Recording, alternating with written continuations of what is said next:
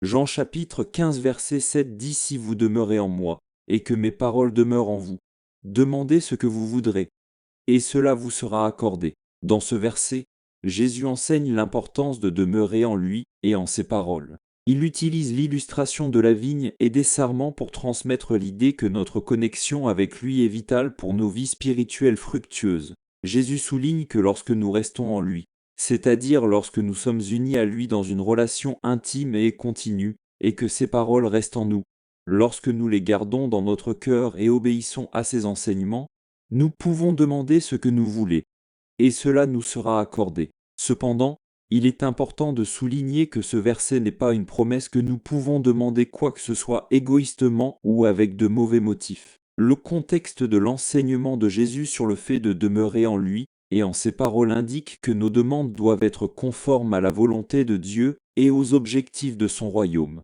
Par conséquent, Jean chapitre 15 verset 7 nous encourage à cultiver une relation profonde et intime avec Jésus, à nourrir notre foi avec sa parole et à rechercher sa volonté dans nos prières. Lorsque nos cœurs sont alignés avec le cœur de Dieu, il est heureux de nous accorder les requêtes qui sont conformes à sa volonté et qui lui apporteront gloire. Confession de foi: je confesse mon péché et demande ton pardon.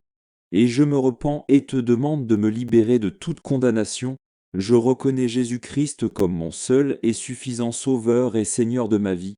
Écris mon nom dans le livre de vie. Éphésiens 2 versets 8 et 9. Car c'est par la grâce que vous avez été sauvés, par la foi, et cela ne vient pas de vous-même, c'est un don de Dieu, non des œuvres, afin que personne ne se glorifie. Acte 2 verset 38. Pierre répondit: Repentez-vous, et que chacun de vous soit baptisé au nom de Jésus-Christ pour le pardon de vos péchés, et vous recevrez le don du Saint-Esprit,